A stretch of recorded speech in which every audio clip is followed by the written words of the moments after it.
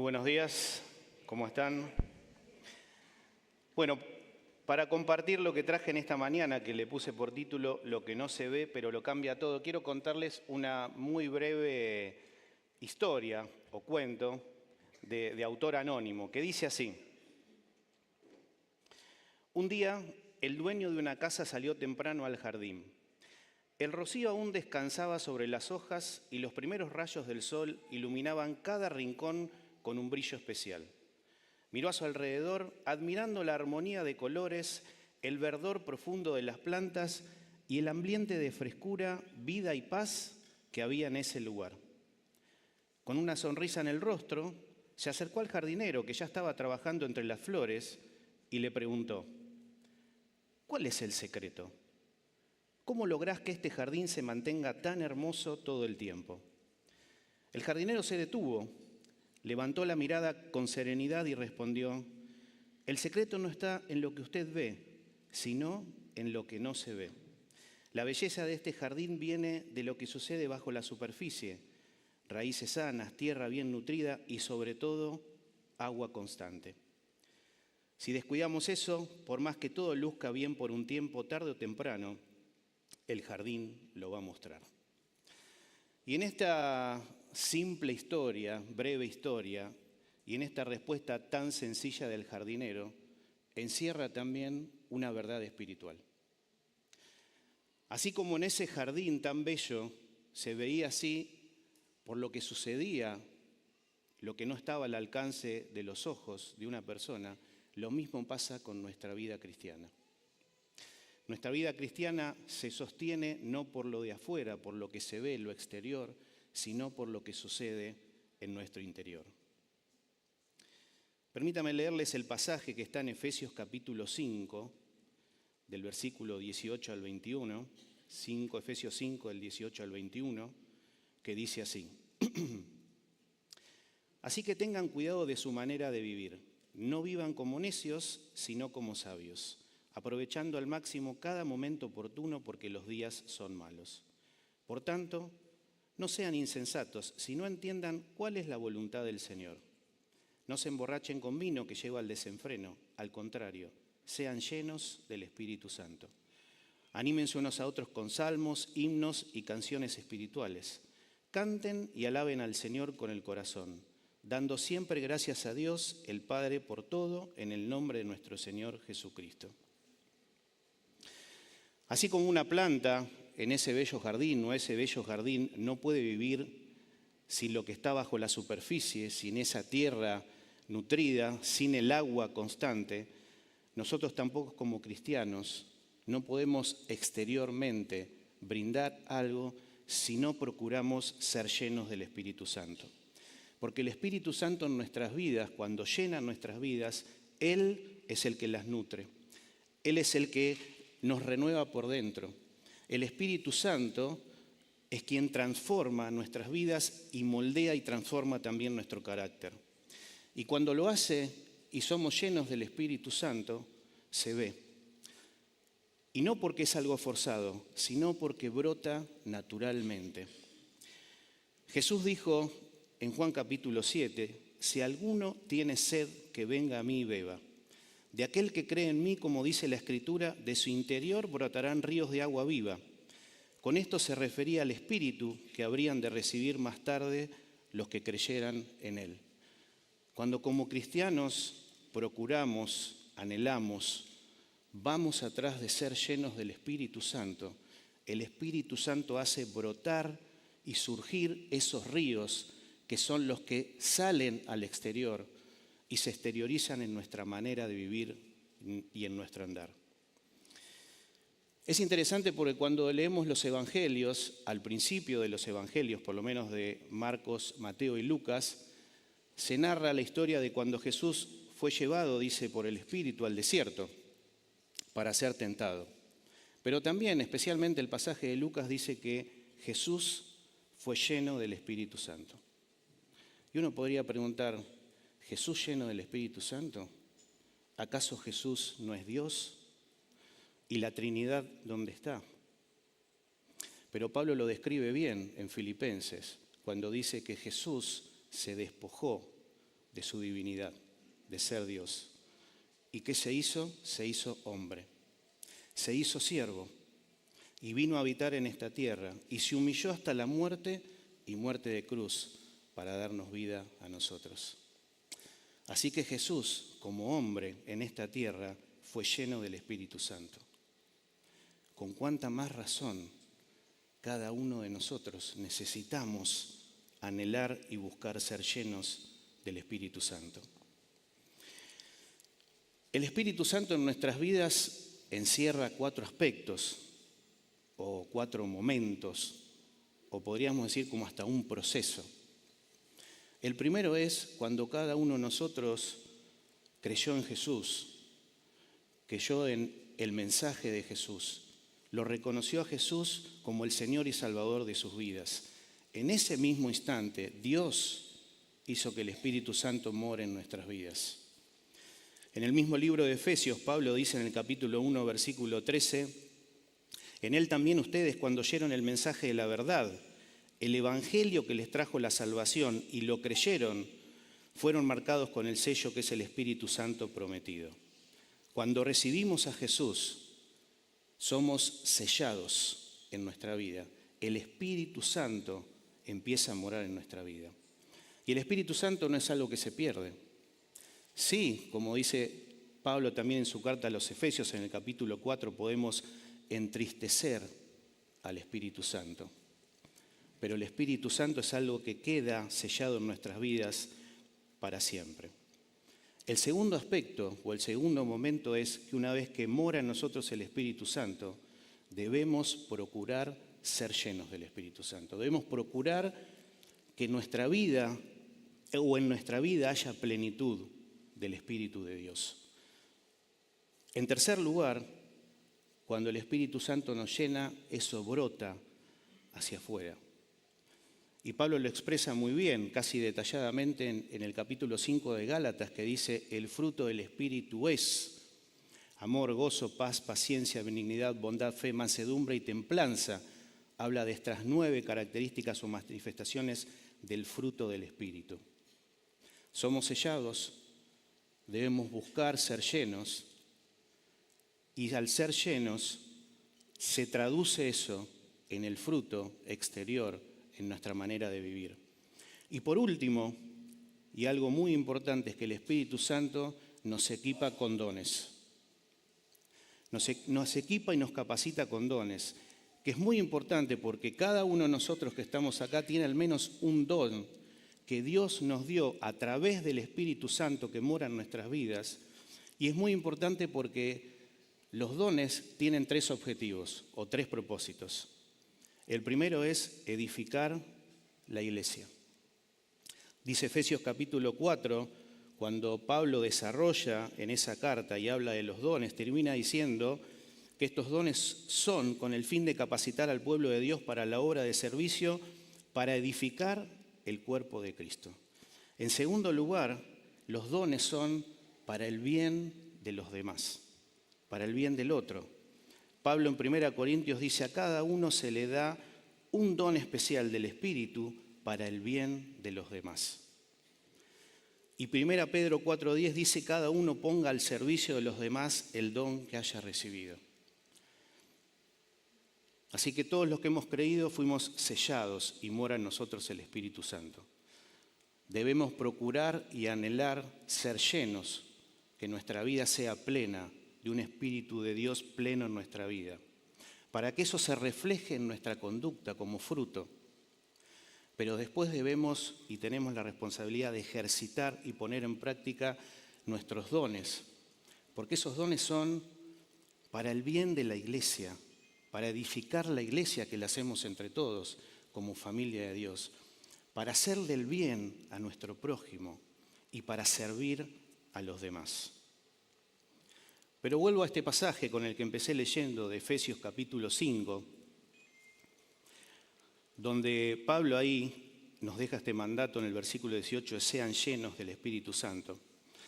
Pero comienza este pasaje con una exhortación o como un llamado de atención, porque dice, tengan cuidado de su manera de vivir.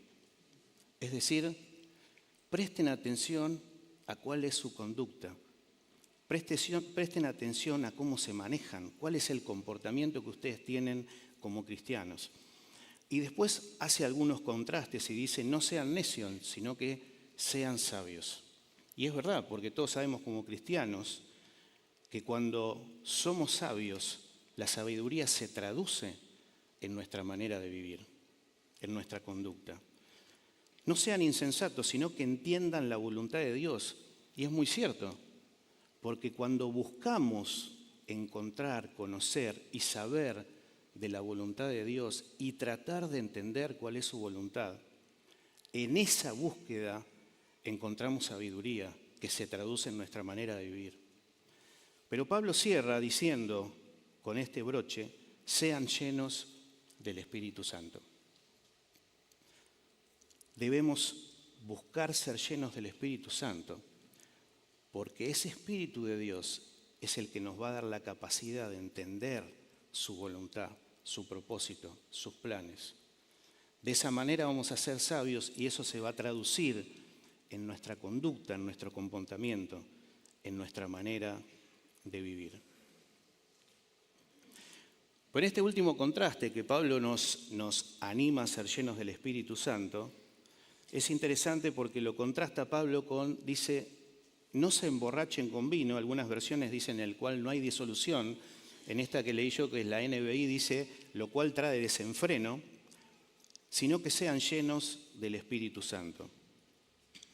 Y es verdad, porque el producto del alcohol, lo que hace el alcohol en nuestro cuerpo, es deprime los centros de mayor importancia en el cerebro, nuestro juicio, nuestra comprensión, nuestro equilibrio, nuestro autocontrol. Y el Espíritu Santo justamente hace todo lo contrario. Lo que hace el Espíritu Santo en nuestra vida es en realidad favorecer nuestras facultades, favorece a nuestra mente, favorece a nuestro juicio, nos da dominio propio, nos da autocontrol, favorece nuestras decisiones, favorece nuestro equilibrio. Y el texto dice, sean llenos. Este verbo es tan imperativo, es decir, que esto es un mandato.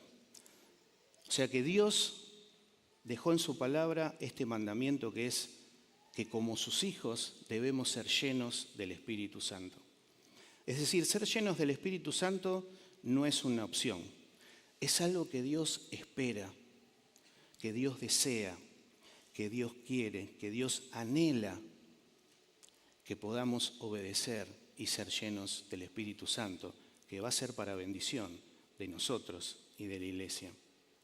El verbo también está en una voz pasiva, es decir, que yo lo podría traducir como dejen que el Espíritu los llene, y esto nos lleva a pensar en que muchas veces yo soy estorbo o impedimento para que el Espíritu Santo more en plenitud en mi vida. Y en Efesios 4, que lo dije antes, Pablo dice que el pecado entristece, aflige, agravia al Espíritu Santo. Pero pensaba que muchas veces somos impedimento para que haya plenitud del Espíritu en nuestras vidas, no porque pecamos, sino también porque justamente no buscamos y anhelamos ser llenos. Porque por ahí no tomamos real conciencia o magnitud de lo que puede ser buscar cada día que el Espíritu Santo llene nuestras vidas. Y en tercer lugar, es un tiempo que está en presente, y en el griego en que fue escrito, el tiempo en presente denota una continuidad. Es decir, que no se trata de algo de una sola vez, el ser llenos.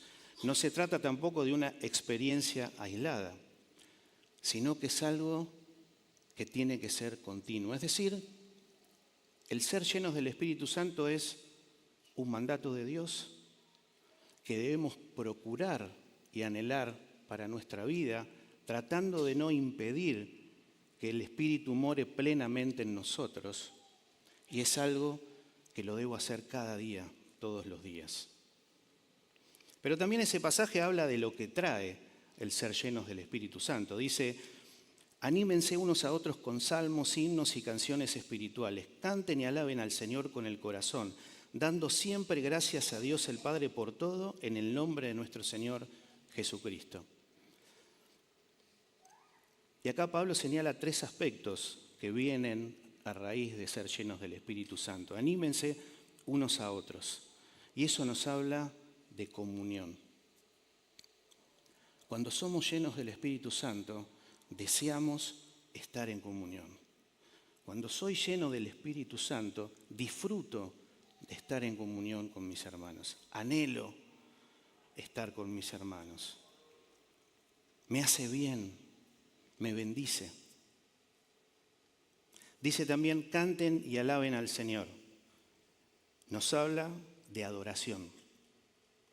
Cuando soy lleno del Espíritu Santo, quiero adorar a Dios. Quiero cantarle como hicimos hoy. Quiero honrar su nombre. Quiero glorificarlo. Quiero levantar en alto su nombre. Y en tercer lugar dice, dando siempre gracias a Dios. Cuando el Espíritu Santo mora en plenitud en mi vida, Él hace que tenga un corazón agradecido en todo momento y en cualquier circunstancia. Pero Pablo también en su carta a los Gálatas, en el capítulo 5, versículo 22, habla específicamente de las consecuencias de ser lleno del Espíritu. Dice, el fruto del Espíritu es estas 9 que nombramos antes. Y son 9 características o manifestaciones del Espíritu. Yo les voy a leer porque anoté definiciones, porque si no se haría muy largo hablar de cada una de estas características, pero anoté una breve definición muy simple de cada una de ellas. El amor es el fundamento de todo, es incondicional, sacrificial, es la decisión de buscar el bien del otro aunque no lo merezca. Es el amor que Dios tuvo por mí y por cada uno de nosotros. Él me amó y me ama como soy, a pesar de, y entregó a su Hijo que murió por mí. Gozo no es alegría circunstancial, es la satisfacción de saber que Dios está en el control. Paz, tranquilidad interna en medio de situaciones difíciles, es armonía con Dios, conmigo mismo y con los demás. Paciencia, esperar sin quejarse, tolerar sin estallar. Es el reflejo de Dios, cómo Dios es con nosotros. Lo dijo creo que Silvia recién en la cena. Dios es grande en paciencia y en misericordia. Benignidad es dulzura en el trato, la amabilidad que bendice incluso al que no lo merece. La bondad es la integridad en acción, hacer lo correcto aunque nadie lo vea. La fe, que la fe en este caso se traduce como fidelidad, constancia, compromiso firme, ser confiable y leal, la fidelidad de que la gente pueda confiar en uno. Mansedumbre, fuerza bajo control, no es debilidad, es tener poder, pero elegir la humildad. Templanza, dominio propio, algunas versiones, que es el autocontrol, poder dominar los impulsos y emociones. Y algunos hacen clasificaciones de este grupo. Yo les comparto una nada más que me pareció buena, que la hace John Stott. Y él separa estas 9 manifestaciones del fruto del Espíritu en 3 grupos. El primero en mi relación con Dios, el segundo en mi relación con mis hermanos y el tercero de uno mismo. Las primeras 3 hacia Dios, amor, gozo y paz, porque él dice que Dios, primero está mi relación con Dios, y Él es el que pone amor en mi corazón, gozo en mi alma y paz en mi mente.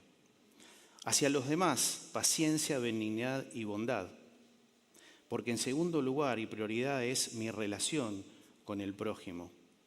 Y a esta se les puede sumar tolerancia, cortesía, amabilidad, el desearle el bien a todos y el deseo de servir al prójimo. Y hacia uno mismo, fe, mansedumbre y templanza, que hablan de lo propio. Fe como fidelidad, como confianza, como ser una persona confiable. Mansedumbre como poder ser humilde y tener fuerza bajo control. Y la templanza que habla de mi dominio propio y de mi autocontrol. Ahora, el fruto del Espíritu es uno solo. Pablo dice bien claro el fruto es y se manifiesta de diferentes maneras. Y es interesante porque el primero de la lista que pone Pablo es el amor. Y si conocemos un poco a Pablo, sabemos que para Pablo el amor es lo más importante. Así que probablemente esté primero en la lista porque para Pablo no sea solo el primero en la lista, sino que sea la esencia del fruto del Espíritu. Pablo en sus cartas también en algún momento habla de 3 características principales para los cristianos, que es fe, esperanza y amor, y dice, pero el mayor y el más importante es el amor.